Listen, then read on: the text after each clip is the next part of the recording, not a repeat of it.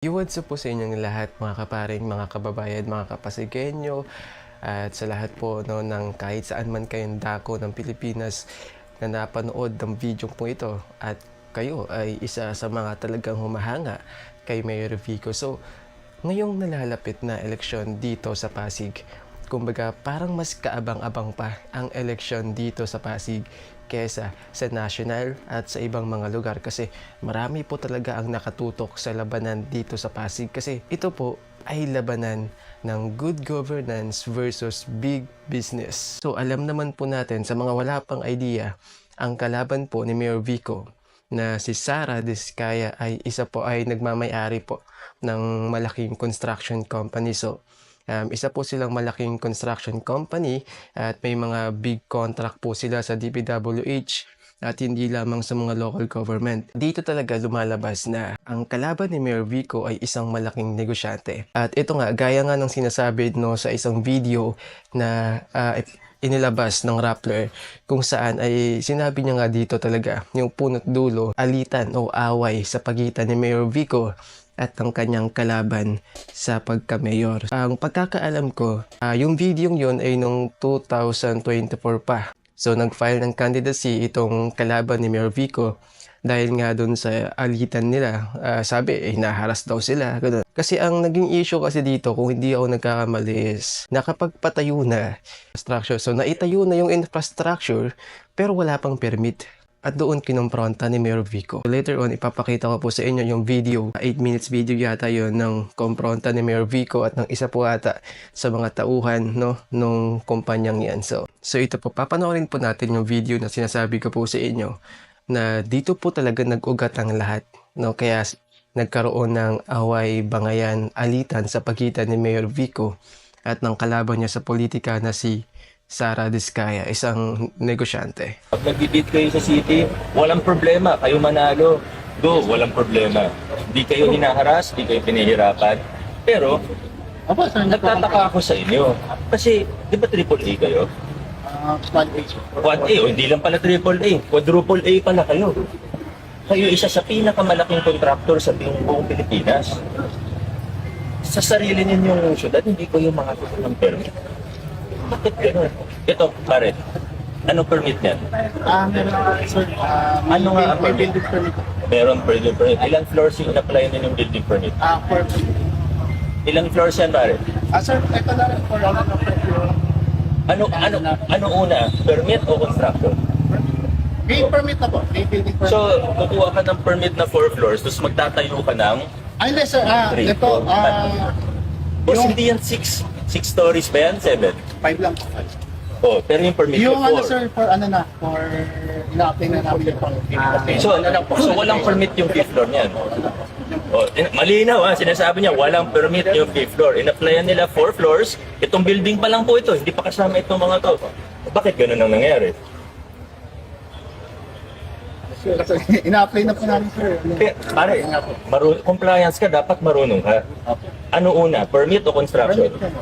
Ano na una, permit o construction? Familiar ka sa building code? Compliance officer ka? Yes. Anong offense po yun?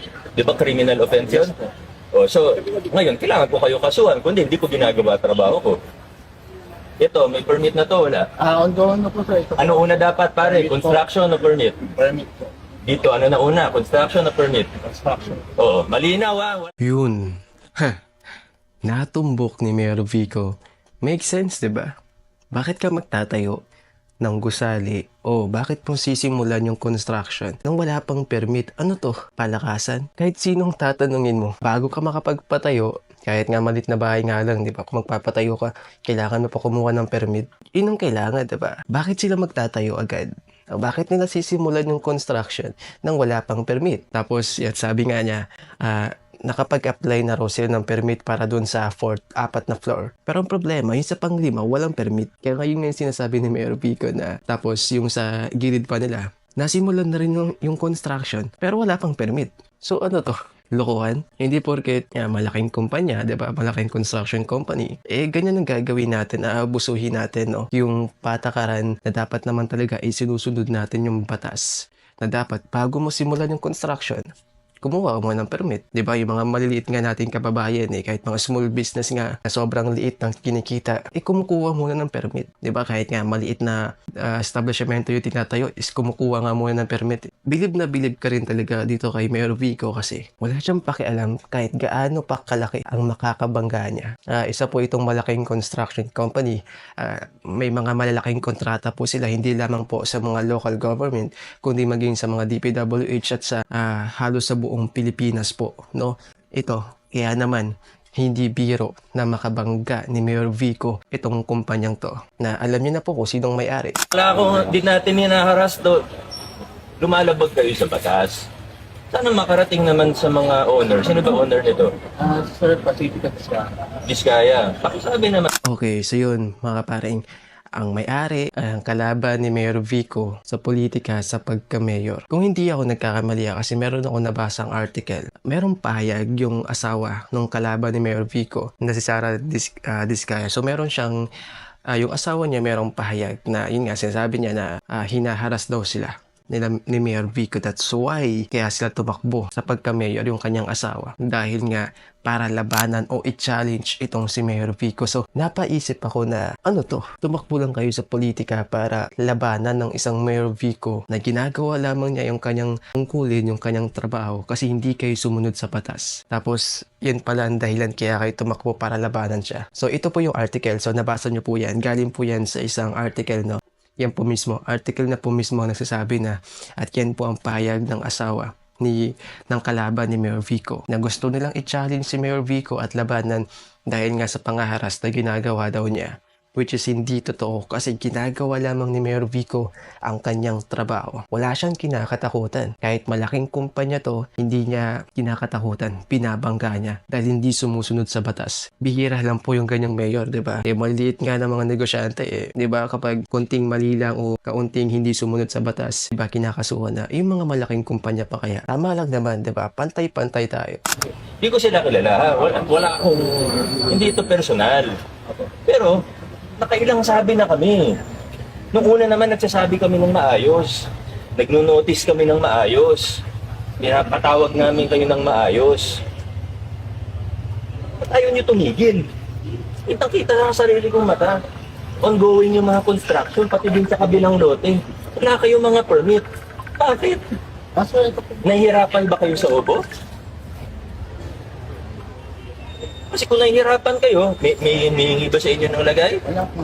Wala naman. Kung meron, sumbong nyo sa akin, di ba? Kami may kasalanan noon. Sumbong nyo, aaksyonan ko yan. Pero, ito, anong dahilan? Hindi mo alam. Sino kaya makakasagot sa akin? Project manager. Oo, sir, narinig niyo ba yung sinabi ko sa kanya? Bakit po ganun ang ginagawa ninyo? Sir, bilang quadruple A contractor, alam niyo ang lahat ng batas, alam niyo ang lahat ng proseso. Bakit hindi po kayo sumusunod? Ang alam ko, sir, bali, ano na lang boss namin na ayos namin yung Sir, kung ano tinanong ko sa kanya, yun din po tatanungin. Pakilala mo na kayo, sir? Harvey lang. Ano po kayo, sir? Engineer po kayo? O engineer pa kayo, dapat kabisado niyo ang lahat. Sa batas po, ano po ang una? Construction o permit? Permit. Dito po, fifth floor natin, ano po na una? Construction o permit? Construction ang nauna. Dito po, sir, ano po na una? Construction o permit? Actually, may ongoing, pero ongoing din po yung ano. Nasaan yung permit? Ito po sir. Hindi apply. Di pa rin. Actual permit ang pinag-uusapan natin. Sir, ganito po. Kung nag-apply kayo ng permit at nagkaroon kayo ng problema, pinahirapan kayo, mali yung proseso namin, sumbong nyo sa akin, ako mismo ang gawa ng aksyon. O kaya kasuhan nyo kami kung may mali talaga. Walang problema doon. Tama po yun. Pero, wala naman problema. Ayaw nyo lang sumunod sa batas, ay may problema tayo, sir. Hindi naman po pwede yun, engineer. Kasi malinaw. Una, ang permit sa construction. Failure to comply, failure to get a permit bago mag-construction, hindi lang po yan basta bawal. Criminal offense po yan. Krimen po yan, sir. Bilang engineer, alam nyo po yan. Hindi po ako nag-iimbento dito. Alam nyo po yan. Ngayon, inaamin nyo sa akin na yung construction ng 5th floor hindi kasama sa permit ninyo. Ang construction sa buong lote na ito, walang building permit. Construction dun sa kabilang lote, wala ako nakikita ng building permit. Kasi dapat nakapaskil po yan. At inaamin ninyo na under process pa lang po siya. Yung dulo, ano pa lang po, demolition permit meron ako. Demolition permit. Pero ito, construction, di naman demolition lang yan. Yung parking. Parking meron na rin.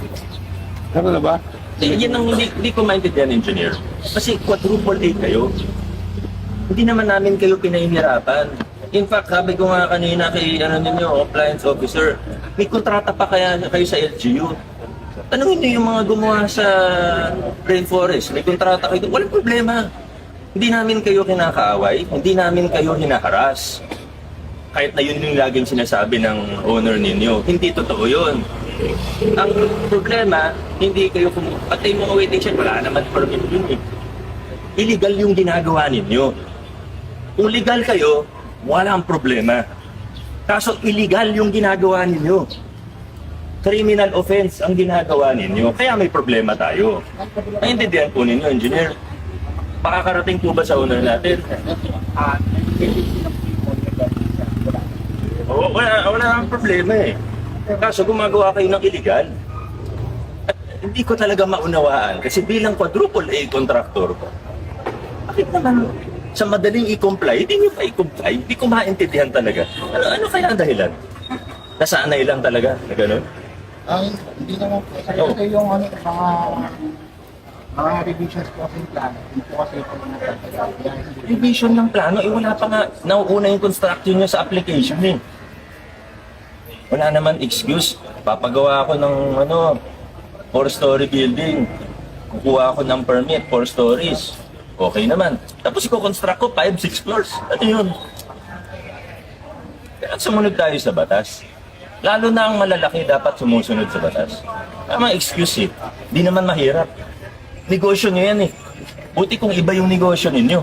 Maintindihan ko ba? Baka hindi kabisado. Paano hindi nyo kabisado? Quadruple A contractor kayo. Tapos, gagamitin nyo sa politika. Sasabihin nyo, hinaharas. Hindi.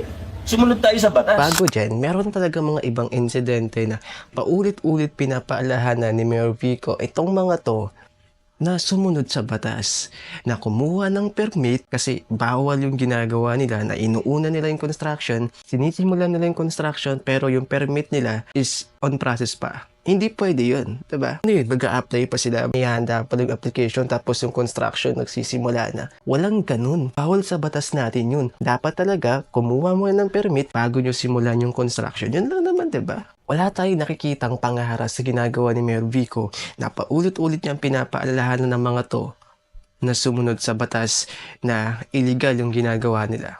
Pero nagamit pa sa politika. Sinasabihan pang hinaharas. Kasi nga ang owner nito ay kalaban ni Mayor Vico sa politika.